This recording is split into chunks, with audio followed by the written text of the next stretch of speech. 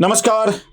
नुकत्याच राज्यामध्ये कृषी उत्पन्न बाजार समितीच्या निवडणुका पार पडलेल्या आहेत. या बाजार समितीच्या निवडणुका या पक्षाच्या चिन्हावर लढवल्या जात नसल्या तरी पक्षाच्या मोठ्या नेत्यांच्या नेतृत्वात हे पॅनल टाकले जातात. त्यामुळं त्या अमुक एका पक्षाच्या असं म्हणता येऊ शकतं अशी बाजार समित्यांच्या निवडणुकाची स्थिती असते. जसं ग्रामपंचायतीच्या बाबतीत पॅनल पडतात तसे या सहकारातल्या निवडणुकाबाबत देखील पॅनल असतात. पण त्यात राजकीय चिन्ह नसतात पक्षाची, पण राजकीय पक्षाची माणसं मात्र स्वतःचा पॅनल म्हणून त्याला पुढे नेत असतात. त्यामुळे यात मिळालेलं यश अपयश हे कोणत्या पक्षाचं यश अपयश असं थेटपणे म्हणता येत नसलं तरी ते असतं हे तेवढंच लक्षात घेतलं पाहिजे. कारण स्थानिक पातळीवर त्या नेत्यांची प्रतिष्ठा पणाला लागलेली असते. अर्थात बाजार समित्यांच्या निवडणुकांचे गणित हे पूर्वीच निर्धारित असतात. वेगवेगळ्या मतदारसंघात सहकारात गाव पातळीवर ज्या नेत्याच्या प्रभावातली माणसं असतात त्याच नेत्याच्या पॅनल बाजार समितीच्या निवडणुकीतही निवडून येत असतो. अर्थात काही गणितं घालायची असतात, प्रभावी व्यक्तींना सोबत घ्यायचं असतं आणि मग त्या गणितांच्या आधारांवर कृषी उत्पन्न बाजार समितीची निवडणूक जिंकायची असते.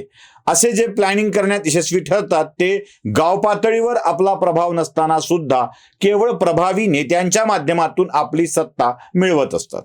आपण काही निवडणुकांवरती बोलणार आहोत स्थानिक पातळीवरच्या, ज्यांना खूप महत्व दिलं जातं असतं. खास करून मला लातूर कृषी उत्पन्न बाजार समितीच्या निवडणुकीवर पहिल्यांदा बोलायचं. लातूर कृषी उत्पन्न बाजार समितीची निवडणूक काँग्रेसच्या अमित देशमुखांनी अगदीच एकहाती जिंकली आहे. अभिनंदन देशमुखांचं, मालकांचं मनपूर्वक अभिनंदन.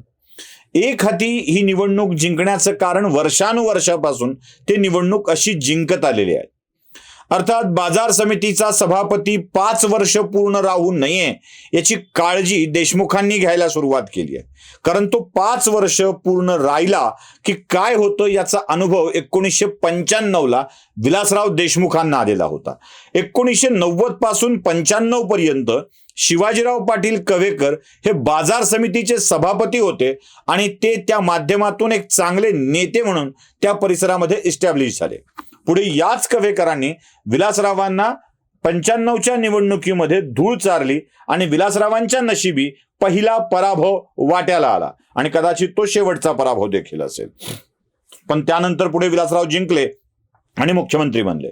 पण 1995चं गालबोट विलासरावांना लागलं ते याच बाजार समितीच्या माध्यमातून प्रभावी झालेल्या शिवाजीराव पाटील कवेकर यांच्यामुळे. या कवेकरांचा बाजार समितीतला वावर आणि प्रतिष्ठा खूप मोठी आहे. कवेकर आताशा भाजपमध्ये आहेत आणि भाजपमध्ये असलेल्या कवेकरांना या निवडणुकीच्या माध्यमातून भाजपची ताकद घ्यावी, स्वतःची ताकद लावावी आणि आपण या निवडणुकीत देशमुखांना पहिल्यांदा पुन्हा एकदा झटका द्यावा असं वाटत होतं. अर्थात कवेकरांना सोबत घेण्याचा, आपल्याच पक्षाच्या नेत्यांना सोबत घेण्याचा शहाणपणा भाजपच्या नेत्यांनी दाखवला असता तर कदाचित कृषी उत्पन्न बाजार समितीवर सत्ता मिळाली असती असं नाही, पण 4-5 जागा तरी सहजपणे जिंकता येऊ शकल्या असत्या. पण अढ्यता एवढी की कवेकरांना यातून चक्क माघार घ्यायला भाग पाडलं, अपमानास्पदरित्या माघार घ्यायला भाग पाडलं गेलं.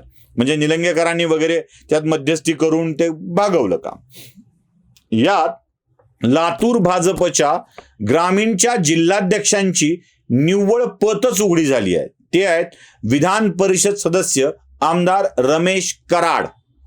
या रमेश कराडांना स्वतःचं पॅनल या निवडणुकीच्या मध्ये उभं करायचं होतं आणि आपल्या मतदारसंघातून कोण लढणार हे आपणच ठरवू असं कराड सातत्यानं पक्षश्रेष्ठींच्या समोर सांगत होते.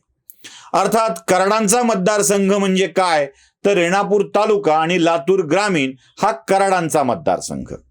या मतदारसंघात या रमेश कराडांना एकदाही विजय मिळवता आलेला नाहीये. पक्षाच्या चिन्हावर कराड यशस्वी होऊ शकले नाहीत. तिथे काँग्रेसचे त्र्यंबक भिसे हे एकदा विजयी झालेले आहेत तर त्याच्या आधी शिंदे हे आमदार झालेले आहेत. म्हणजे ज्या मतदारसंघात कराडांना आपला प्रभाव दाखवता आला नाही त्याच्यावरचा आहे तो प्रभाव कमी होऊ नये म्हणून कराडांनी आपल्या पक्षाच्या नेत्यांचाच अपमान करायचा धडाका लावला.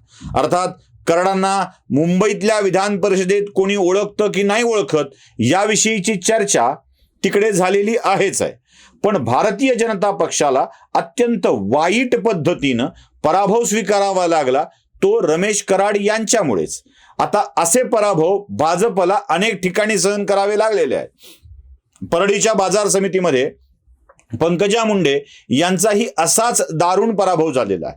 अर्थात ही बाजार समिती अगदी गोपीनाथ मुंडेंच्या काळापासून पंडितांना मुंडे, स्वर्गीय पंडितांना मुंडे यांच्या ताब्यात होती. त्यांचाच प्रभाव आणि त्यांचेच चिरंजीव धनंजय मुंडे यांनी सातत्यानं या बाजार समितीचा प्रभाव आपल्याकडे ठेवला आहे. पण याही निवडणुकीत पंकजा मुंडेंना पराभव चाखावा लागला, ही सुद्धा भाजपच्या नेत्यांसाठी चिंतेची बाब आहे. तिसरा मराठवाड्यातला धक्कादायक पराभव आहे तो बीडचा. बीडमध्ये जयदत्त क्षीरसागरांना कृषी उत्पन्न बाजार समितीच्या निवडणुकीमध्ये पराभवाचा सामना करावा लागलेला आहे.